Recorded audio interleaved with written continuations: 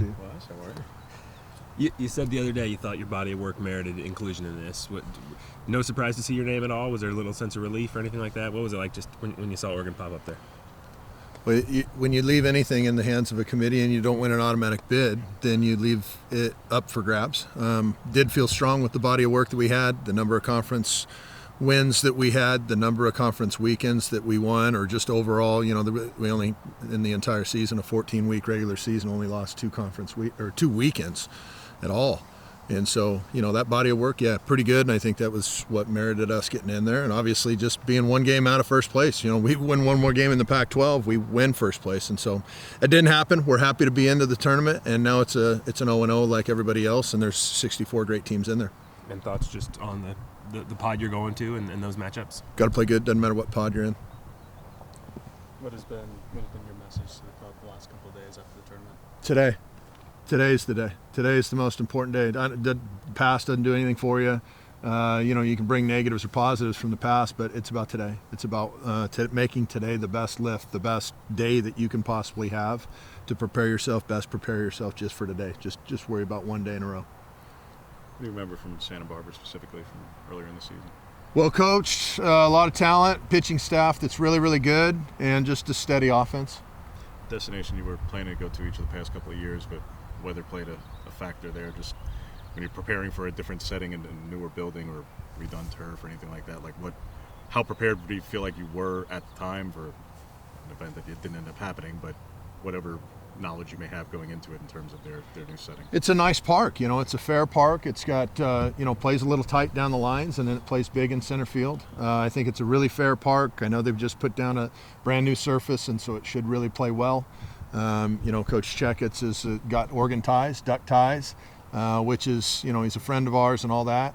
But we don't play Santa Barbara. We don't play them first. We play San Diego first, I think, is our first game. And so the focus for me isn't on somebody that we aren't scheduled to play. It's somebody that we are scheduled to play, and that's San Diego. What have you seen from San Diego this year? The 40-win ball club, this regional.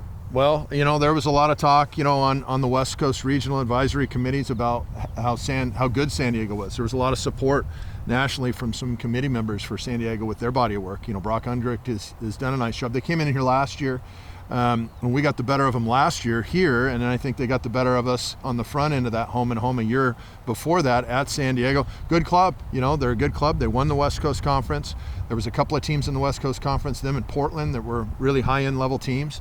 I think Brock's got a really quality pitching staff at San Diego, and a steady offensive club. They've got a transfer in that's at the top of their order amongst some really good old other hitters that we've seen now for 2 years. This will be year 3. The guys who experienced last year's regional win, what do you want them to take from that could potentially help or whatever, or do you want them just focused on today, like you say? Yeah, just focused on today. The stuff that they experienced last year should naturally rub off on others that didn't experience that last year. And so, or even the previous year or 2 years, this is the 4th year in a row now that we've been in a regional.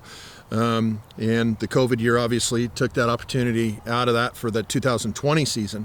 But for 21 to today, there should be experience now in that locker room where guys have shown up in regional settings, whether it's road or home, super regional settings.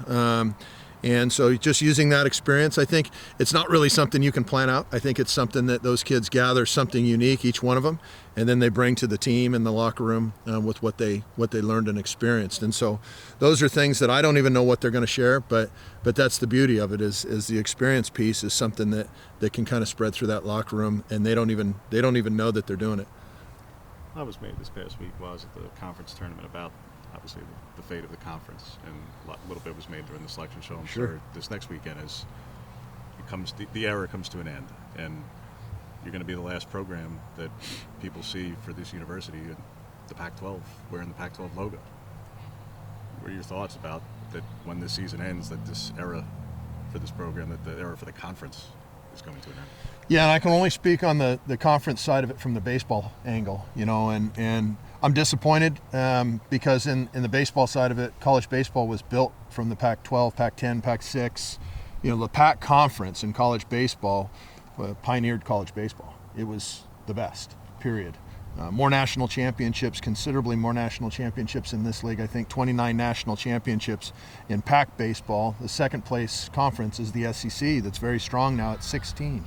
So 29 for the PAC and 16 for the SEC. That's a big gap for first and second place. And so for that conference to dry up in baseball is obviously disappointing because of the strength of it. You know, the coaches that have come through the league, tremendous coaches. Mark Marquis, Andy Lopez, you know, Rod Dato at USC. You know, the list is really thick. You know, Bob Milano at Cal. So many great coaches in this league. You know, John Savage, currently national championship coach at UCLA. My gosh, Jerry Kendall, you know, and his great staffs at the University of Arizona with several national championships. Jim Brock at Arizona State. There's been so many national championships in the conference that it's disappointing to me that it's drying up.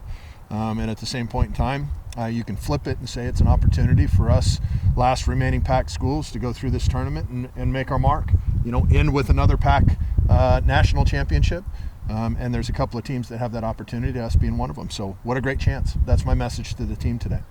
You guys put Brock Moore in as a starting rotation guy. Yeah. This being a more traditional, you know, college series, will it just be the normal, the RJ, the Grayson, the Kevin on the weekend, or did Brock do well enough to maybe put his name into the Oh, he's put his name in the hopper. There's no doubt about it. He was about as good as you can get the other day, and we haven't set our rotation. We'll look at it and we'll go.